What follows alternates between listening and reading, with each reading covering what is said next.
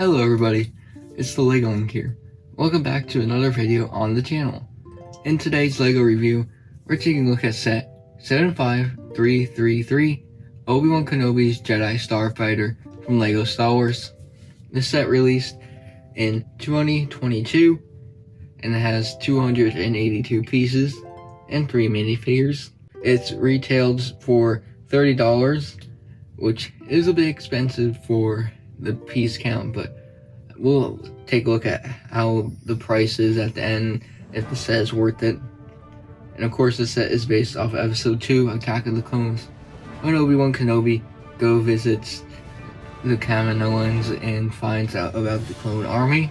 And there have been a few other Jedi Starfighters of Obi-Wan's design that have come out. I've reviewed the one from 2002. There's also been a UCS version as well, so check out the other review I did of the old one. The box has a nice Kaminoian background, and the back shows some of the features of the set. The instructions are pretty basic with that weird render there. I don't know why, but the lighting looks off on that render for some reason.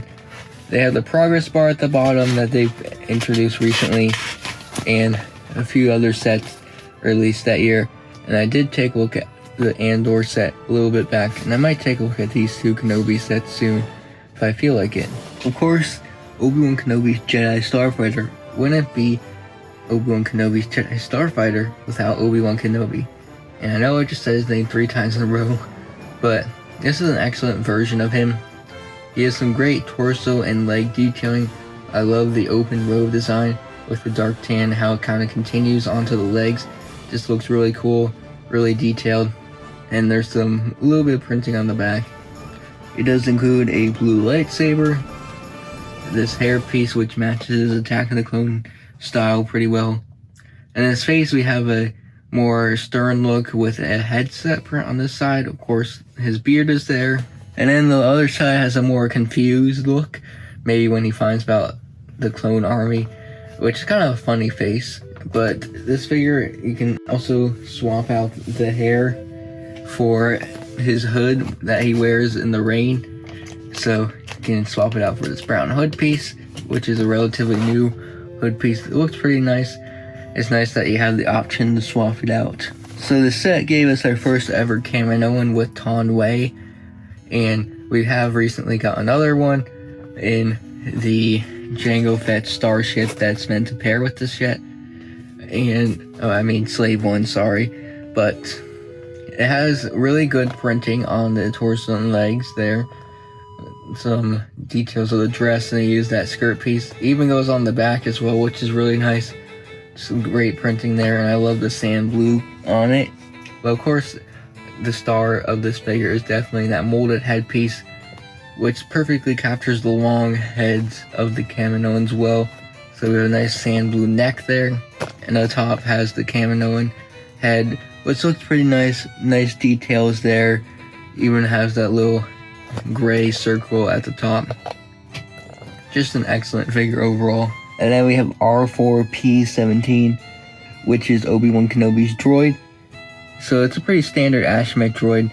We have a body here with a bunch of red detailing there, and of course the head is a dark red with a bunch of silver details that go all the way around. Just looks pretty cool, and it's nice to get him included in the set, and he'll come and play later with the features of the ship. So here is the Jedi Starfighter, and it's definitely the best version of Obi-Wan's Jedi Starfighter that we've gotten. And let's start at the front. So yeah, we have a bit of white here that goes through the middle of the ship, and we have a sticker print here with some lime green on it. Then we have some nice little layering of plates there. I like how they use the different corner pieces, and it just creates a nice little shape there. And then we have this smooth piece here with some more prints on it, and it can be removed. It is just on these 2 studs at the front, and you can see there's a little compartment there with a jumper plate, and this is to store R2D or R4 body when you have put his head on the wing, and we'll put his head on the wing at the end of this. But yeah, it just stores in there, and it fits in there pretty well, and it's nice that they give you an area to store the Ash's body, which is something they normally don't do. Now the cockpit is pretty nice. We have some snot techniques to get these pieces on the side here with these stickers, which look pretty nice, and we have some nice curvature at the back with these rounded pieces. More stickers, of course, on both sides, and I like how the red goes there, and then the middle uses these tile pieces with some more stickers on them, and to create that fin, which looks pretty nice. And then of course the cockpit itself is a pretty standard cockpit piece. You can open it up, and we have a nice little seat design there. Of course, you have the stud and tile combo, so you can sit Obi-Wan down and actually get him out. And then we have the chair there, which is pretty nice little design with that clip piece on that to create like a seat rest or headrest for Obi-Wan. And then we have a control panel there, which is a standard print used in a lot of Star Wars sets. So there is some thrusters at the back. We have yellow to show the thrust, and they're connected by some Technic pins. They're nothing too special, but underneath we have this black little slope here, along with this little leg piece, and these are the landing gear. And the front one can actually fold up there, so you can put it in flight mode, and then you can just fold it down and fold the leg piece out, and it will stand up pretty nicely.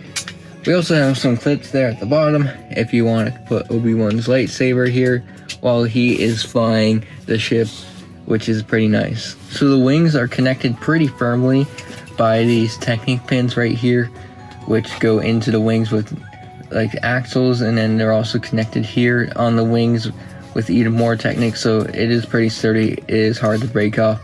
The only thing is there is a pretty sizable and noticeable gap in between the wings and the body of the ship, which looks a bit off, and if they ever come back to this ship again, hopefully they can fix that. But the wings are pretty much the same design. This side is the side for you to place the R4. We have this nice rotating piece here, and you just attach his head onto it, and now he can rotate around. And we also have the radar dish that the R4 uses here that is just attached by a jumper plate, and you can just kind of rotate around as it is searching things. We have some sticker details here, some bunch of tiles, and of course we have the stud shooter, so if you just press down, it'll shoot out. So nice little feature there.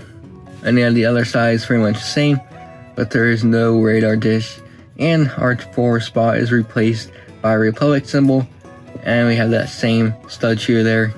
Just nice shaping overall using these corner wedge pieces, and I just like the coloring of the ship with a dark red, white, and a little bit of lime hinted there. In conclusion, this is definitely the best model of Obi-Wan's Attack of the Clones style Jedi Interceptor we've gotten. We have some great figures with Tonway and Obi-Wan, and his astromech is pretty decent as well. The ship looks pretty nice, still bundled in some stickers which I wish were prints, but you can't really do much about that. There's a nice amount of details and play features to the ship. It is held pretty structurally well and has great shaping. I just don't really like the gaps in between the wings and the main body.